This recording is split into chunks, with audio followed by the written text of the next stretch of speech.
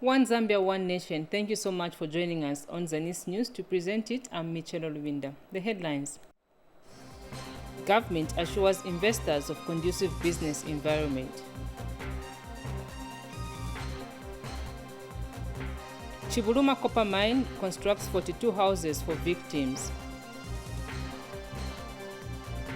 And upgrading of Senga Hill Clinic cheers residents.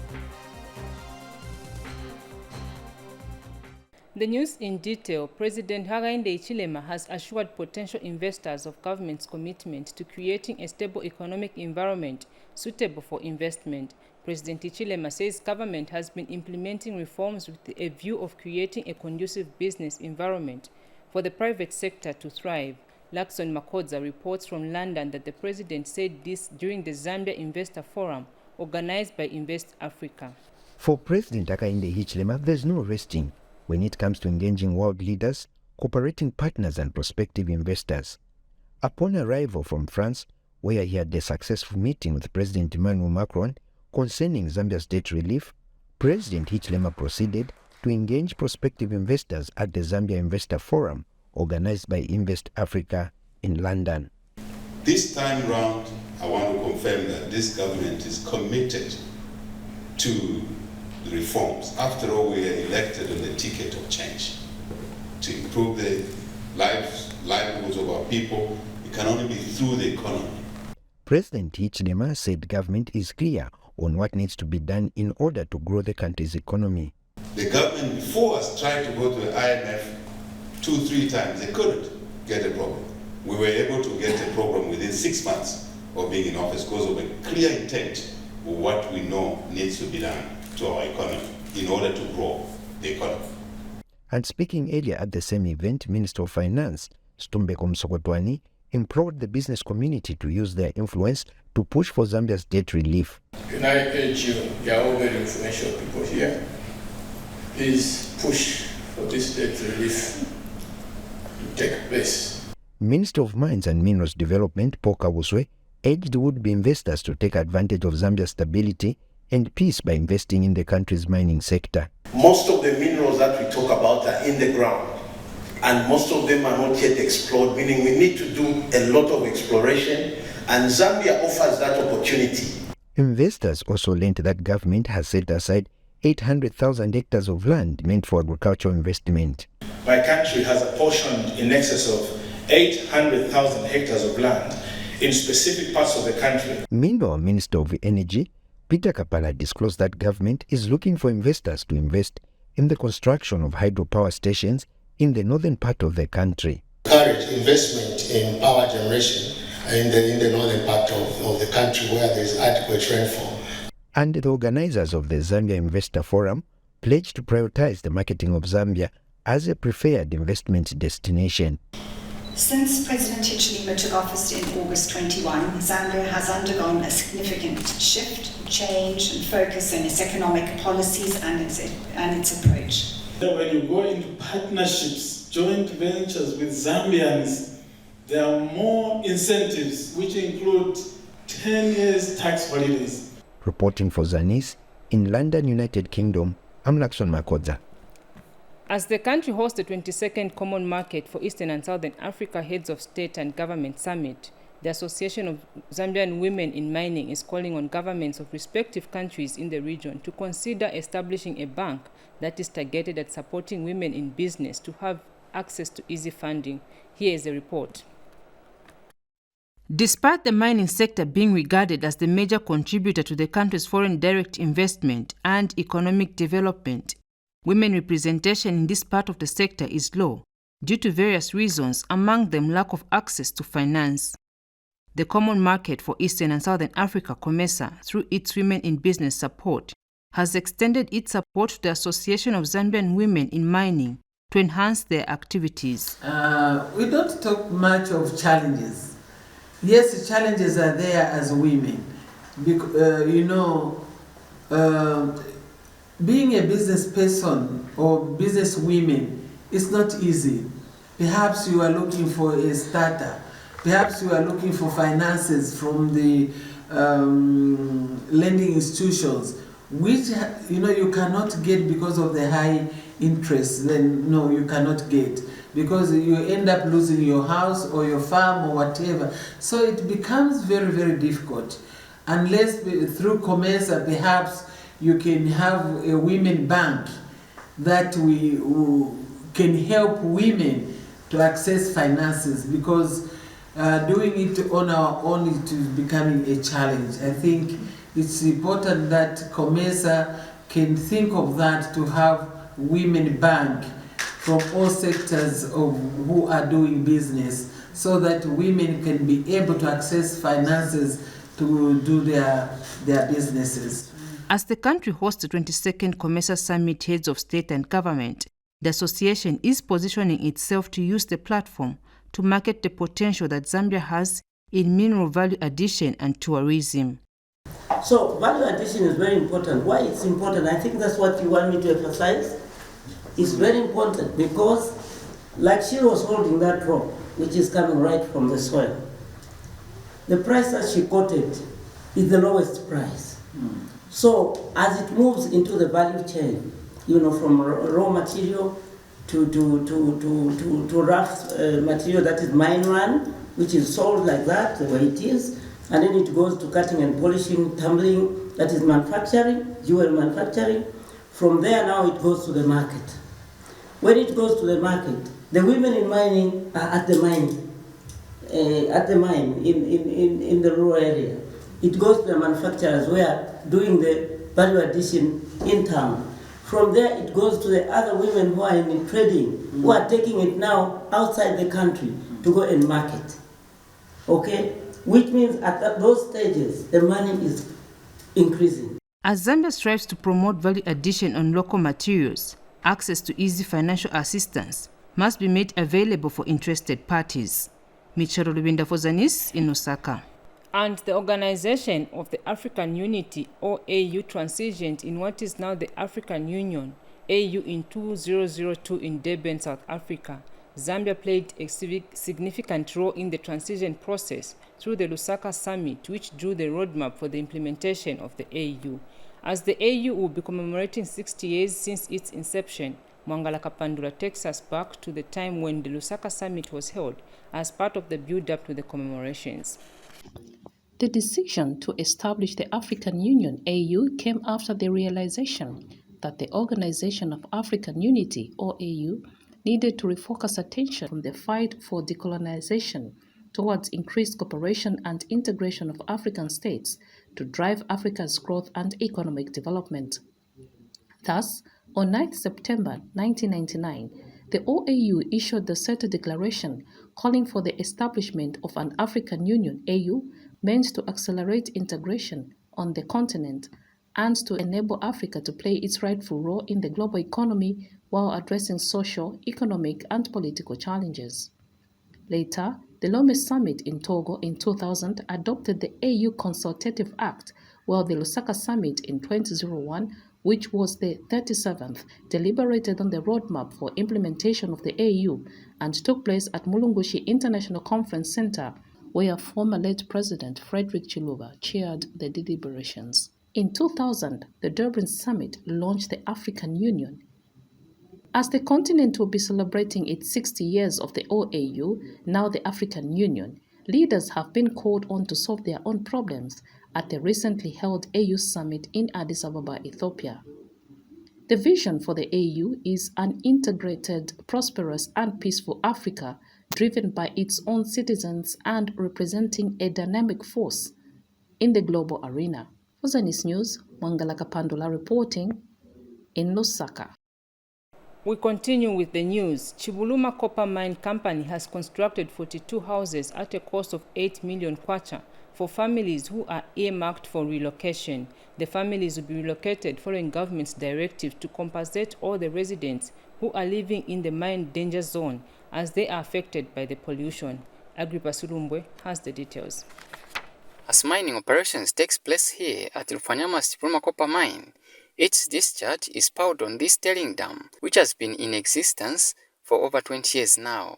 However, during windy season, all the nearby communities gets polluted by the dust blown from this heap, whose particles are believed to be harmful to human life and cause a serious respiratory health conditions, a concern which prompted government to direct the extractive company to compensate and relocate all the affected nearby households. Chiruma Mine seemed to have complied to this directive and has identified a more safer settlement area where it has since constructed 42 houses for all the affected families in Nkana area. We are doing 42 houses. We've done 35 which are complete, and the households are ready to be moved in. We are only remaining with 7 other houses that are being built. The 35 that are done so far, we've got 15 that are 3-bedroom, 10 2-bedroomed houses, and another 10 1-bedroomed houses, and each house sitting on 40 by 40 piece of land. The site is ready for handover, and government authorities are here for final inspections. I've gone around and I've seen what they've done. They've done a good job.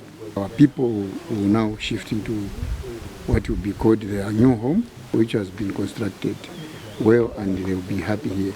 And to the people who shift here, I'm appealing to them never to sell these properties, because they've been given houses free and they've been compensated, so they should not sell these houses. As local authority, we'll be on them, we'll help them to acquire the necessary documents. Reporting, I'm Agrippa Silumbwe. On the health segment, Lukulu East Member of Parliament Christopher Kalila has handed over a health post and staff house in Luanchuma ward constructed using the Constituency Development Fund. Cosmas Sokasoka covered the handover. Due to lack of staff houses, I've been staying in the clinic since I came. She is among the over 11,000 health workers recruited by government last year. Petronella Amsonde is currently occupying one of the rooms at Murumburu Health Post due to lack of staff houses at the facility. However, the situation is now different as government, using the Constituency Development Fund, has built the first ever permanent staff house at the health facility. We are currently on a robust program to increase access to health services, and we are doing this by constructing health posts. We are under pressure also to provide staff housing. Consequent to that is the fact that we are now handing over a health post at Kasombo. From there, we are handing over a staff house again for our health worker. The local authority has also built a health post for the people of Kasombo community at a total cost of 460,000 kwacha. We really appreciate what the government is doing in as far as our communities are in the rural sector. We used to face a lot of problems. It's very far from Kasombo to our next health post. Meanwhile, contractors working on various projects in the constituency have been cautioned against shoddy works. To all our contractors, please don't waste your time applying if you know that you have no capacity to do the work. We do not want to waste government resources, taxpayers' money, and therefore also to our council staff, please, as we evaluate these contractors, do some extensive due diligence on these contractors to ensure that only those that are up to task should be given these contracts. Cosmas Sokasoka, Zanis in Rukuru District, Western Province. More in the news, the upgrading of Senga Hill Clinic to first-level hospital has cheered both hospital management and the community in the district. Senga Hill Hospital Administrator Likando Lindula says the upgrading of the facility has enhanced service delivery to the people in the district and beyond. Namsokwe Wembia brought us this report. Government has been upgrading clinics to first-level hospitals in a bid to take quality health services closer to the people. One such facility that has been upgraded is Senga Hill District Hospital in Senga Hill District of Northern Province. Hospital Administrative Officer Likando Lindunda sheds more light on the benefits that have come with the upgrading of the facility. We are a team of 4 theatre personnel that work from here. We only offer first-level services, that is from EMOC, that's emergency obstetric care cases. So we do offer blood transfusion from here, cesarean sections we do from here, and minor surgical cases. So this is our main theatre where we are. And pharmacist technologist Victor Chongo says the district is well stocked with medical supplies. We are well stocked. We have nothing to actually complain about it right now. So we are just from receiving medicine from ZAMSA and also medicines and medical supplies that we purchased. So in terms of the stock status, we are just okay. We cannot complain at the moment. Meanwhile, patients talked to had this to say.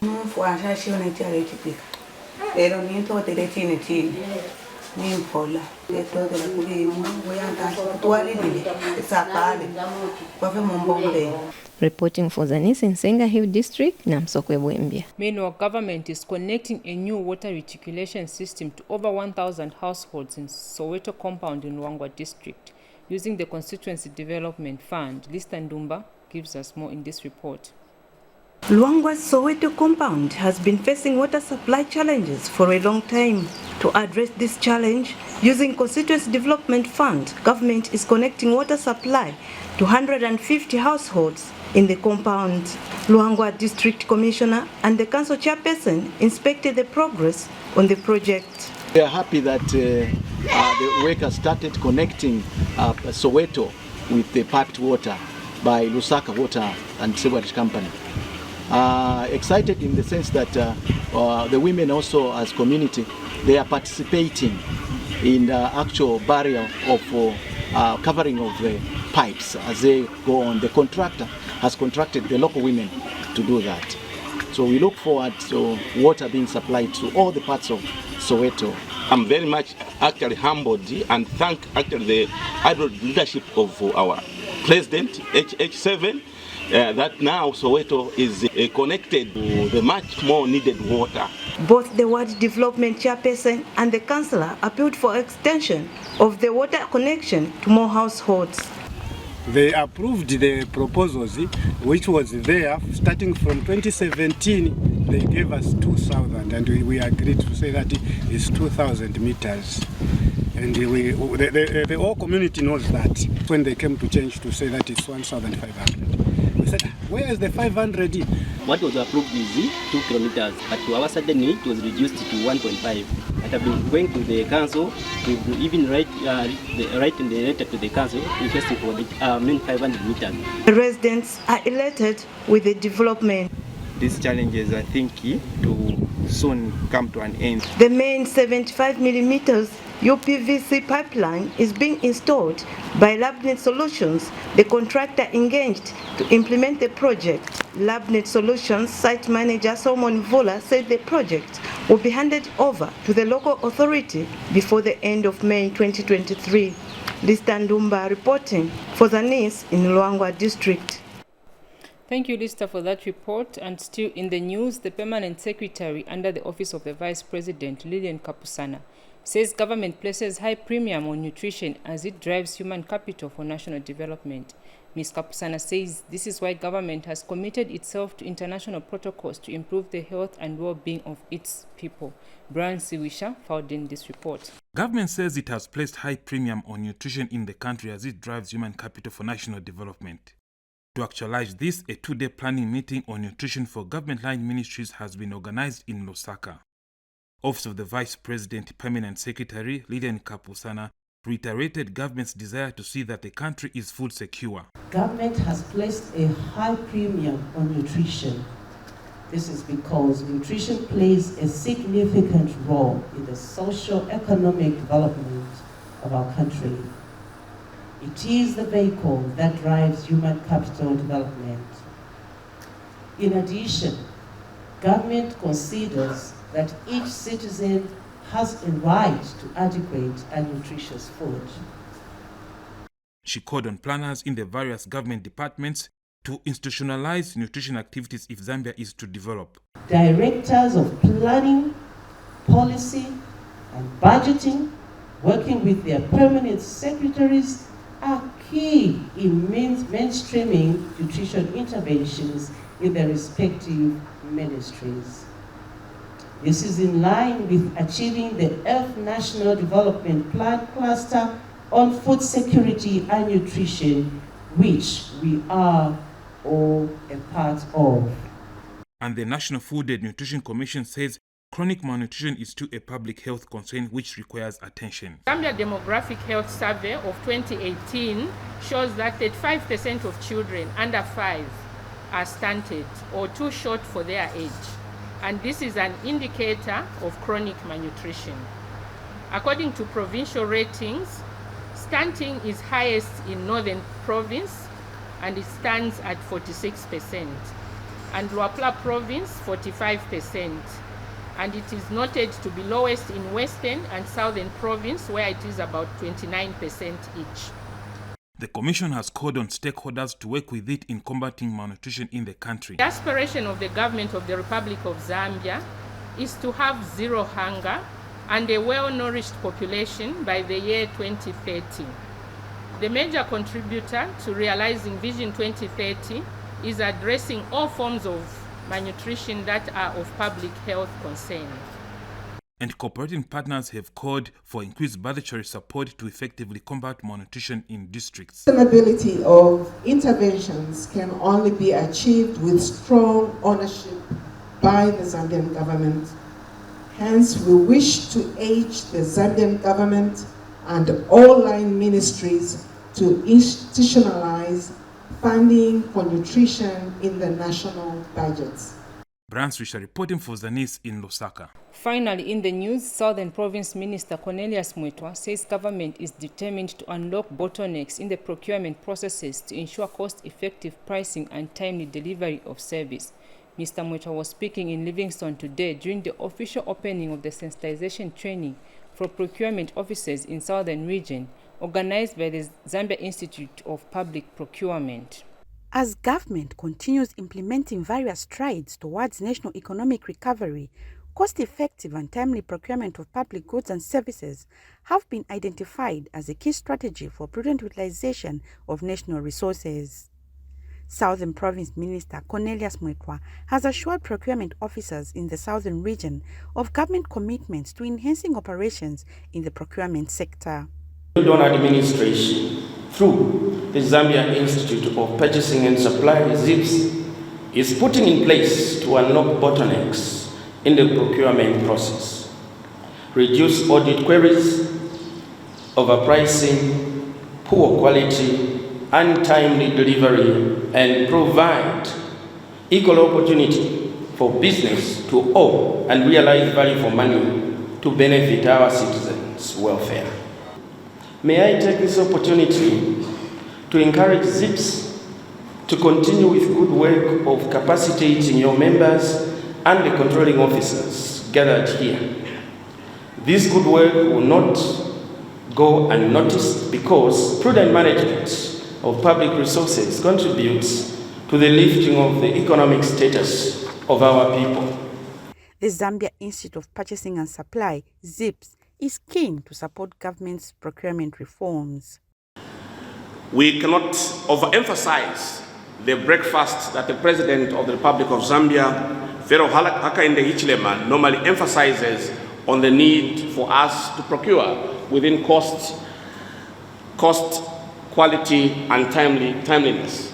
This is a government policy, and ZIPS is up to the task to ensure that we deliver the services as required. We want to walk the talk. We don't want to be a contingent of confusion or block or derail the government deliverables. We now have CDF, we have CEC, and people now they have the Kasamfing, which you call the Kasamfing, money to use on small projects. We want to ensure that those things are done quickly. Nchimunyana Lumpa, Zanis, in Livingstone, Southern Province. That item brings us to the end of the news, but before we go, a recap of stories that made headlines. Government assures investors of conducive business environment. Chibuluma Copper Mine constructs 42 houses for victims. And upgrading of Senga Hill Clinic cheers residents. That's all we could package on this bulletin. On behalf of the entire production team, this has been Michelle Olvinda. Thank you so much for watching. God bless and bye-bye.